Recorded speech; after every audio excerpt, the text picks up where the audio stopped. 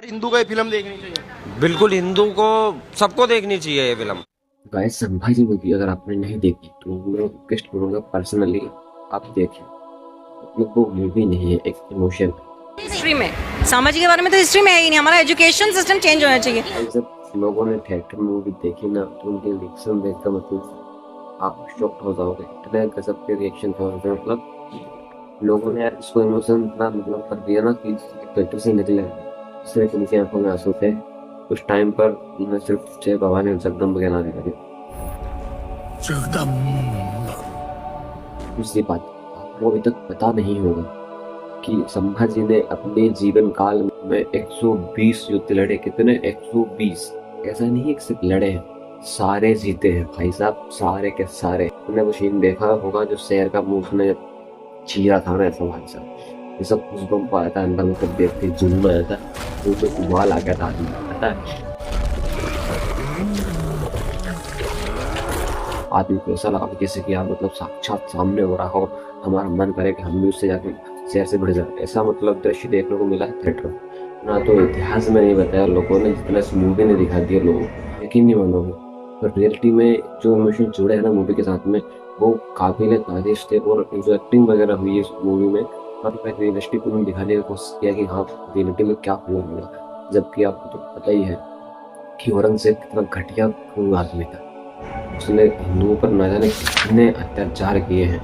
और इसके अलावा औरंगजेब ने हिंदू मंदिरों को जो इतना तोड़ा है ना, इतना मतलब क्षतिग्रस्त करने की कोशिश की। उसका कहना यह था कि जो हिंदू शासक मुस्लिम धर्म को ना अपनाए वो सीधे सीधे उनके मतलब जो राजनीतिक दल है, नेता है, राजा महाराजा है, उनकी जो विशिष्ट कर मंदिर है, उनके जो राज्य में पड़ते हैं, उनको सबसे पहले नष्ट किया जाए।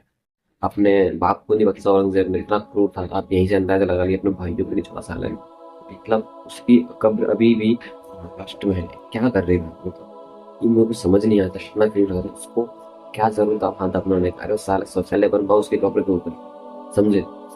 ऐसे ना जाने कितने संभाजी जैसे वीर योद्धा, राणा जी, तानाजी संभाजी, मतलब भाई साहब, नानाजी दौरे, मतलब इतने सारे है ना मराठा जिन्होंने अपने हिंदू राष्ट्र के लिए अपने प्राण बलिदान न्यौछावर कर दिए। और हम लोगों ने क्या करा पता है? सिर्फ और सिर्फ धोखा, दोगलापन दिखाया है हम हिंदुओं ने। उनको जब टाइम पे जरूरत थी, ऐसे कितने योद्धा थे अपने, कितने वीर थे, मतलब महिला पुरुष जितने भी राजा नेता है, सब राजा रानी जितने भी आप कह लो, उस टाइम कितने मतलब तेजस्वी थे। अगर उन महापुरुषों में से अगर उनको किसी ने भी मतलब उस टाइम पर विरोध ना किया होता, अपने खुद, दूसरे कोई नहीं थे, अपने जिन्होंने धोखा दिया उनको, तब जाके हारे हैं वो। वरना राजपूत मराठा वगैरह उन्होंने कितने क्षत्रिय थे भाई साहब कि मुगलों की पैंट लूटते थे, समझे। और भाई साहब अगर संभाजी को उसके बहनोई गणोजी ने अगर मुकबर को मतलब उसकी सहायता लेकर उसको धोखे से नहीं पकड़ाया होता, स्वयं सगे साला जी, मतलब साला क्या, साला साला साला ही है साला, मतलब उसने अगर धोखा ना किया होता ना संभाजी, उसको पिताजी नहीं पकड़ पाता भाई साहब। इतना मतलब रणनीतिकार था वो संभाजी। सोचो जिसने 9 साल की उम्र में 120 युद्ध लड़ लिए। जब औरंगजेब मरा था ना दक्कन के पठार में, वो एक असहाय और बिल्कुल गरीब इंसान की तरह मरा, सादा झोपड़ी में। उसका कहना ये था, पछतावा था उसको कि अगर आज मेरे पास संभाजी जैसी एक भी औलाद होती तो मैं अब तक हिंदुस्तान को फतह कर चुका, तो पूरा हिंदुस्तान मेरा अधीन होता, मुगल सल्तनत कायम कर चुका था मैं। और ये इसी पछतावे के साथ मर गया। मतलब औरंगजेब ने इतने अत्याचार किए ना उसको, मतलब लोगों से बंदी बनाने के बाद संभाजी महाराज को कई दिनों तक उसने यातनाएं दी, कई दिनों तक। उसके बाद उनके नाखून खींचे गए, उनके शरीर पर घाव किए गए, उनमें नमक लगाया गया। और वो यही नहीं रुका, लास्ट में उसने संभाजी महाराज की जीभा तक खींच ली।